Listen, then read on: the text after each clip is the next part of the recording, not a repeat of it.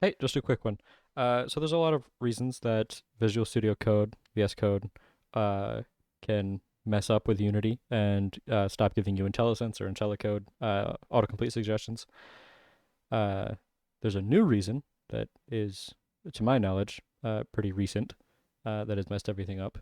Uh, there are a few tried and true methods to get it working, coming up to edit preferences, going to external tools, making sure you checked on Visual Studio Code, just spamming reset argument, regenerate project files. Reset argument actually doesn't do anything. It's just, yeah, that should never be wrong. But regenerate project files, making sure you have all these ticked. Um, Coming over to closing Visual Studio Code, and then coming to assets, open C Sharp project. That's a classic. Um, but I noticed recently that the C Sharp for Visual Studio Code tried to zoom in for visibility purposes, and I zoomed way too far in. Um, Visual Studio's C Sharp plugin recently had an update to 1.25.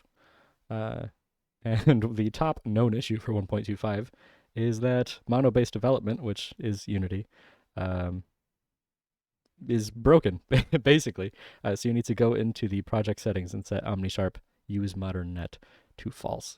So just hit the gear icon here, go to extension settings, and just type in use modern use modern net. Just make sure that this checkbox is not ticked. Once it's not ticked, you can go ahead and close out of Visual Studio, reopen it, and IntelliSense will be working just fine. Thanks.